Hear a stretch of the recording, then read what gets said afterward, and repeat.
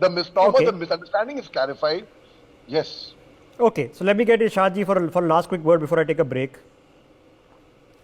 Irshad ji, Yes, Rishabh. the example I just gave, right? Yeah. Yeah. Now, the conundrum, say no to hijab protest is going on in Iran.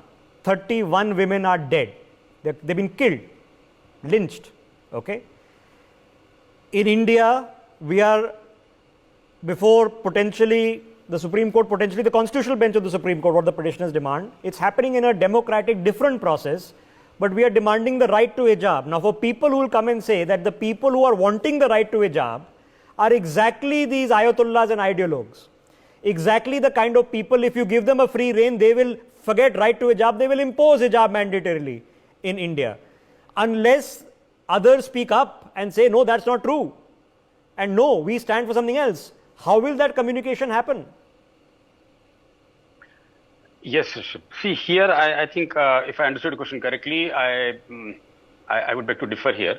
That the people who are having the right, who want to have the right to wear hijab, the adult females who are by their choice want to wear hijab, they should not be stopped, and they should not be compared with those who are imposing hijab in some other country.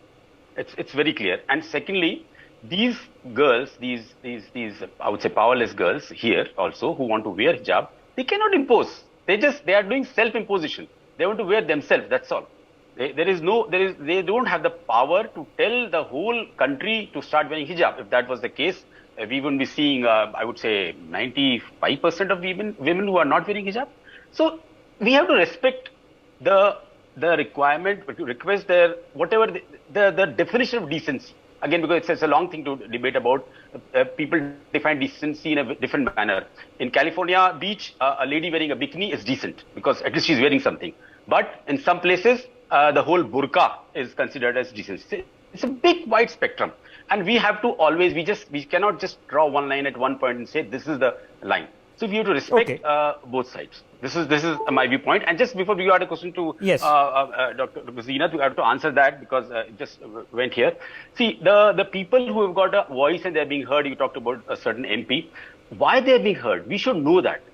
That why, even if we feel on this panel that something is being exaggerated, but they are being heard.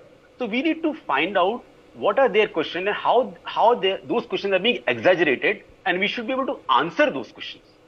Then only the people, we can connect with the grassroots. Even now sitting on this panel with these eminent people, I don't know, because I go to mosque also, I meet people on the roads also. So the people in the grassroots feel differently. They feel that they are being looked down upon, which may not be true, but that's their feeling. And that feeling is being made amplified by such people who say that, see, you are being made second-grade citizens. So we need to answer this question. Okay, for people watching this broadcast, okay, I'm making an attempt. We should be able to face the tough questions, okay, but maybe the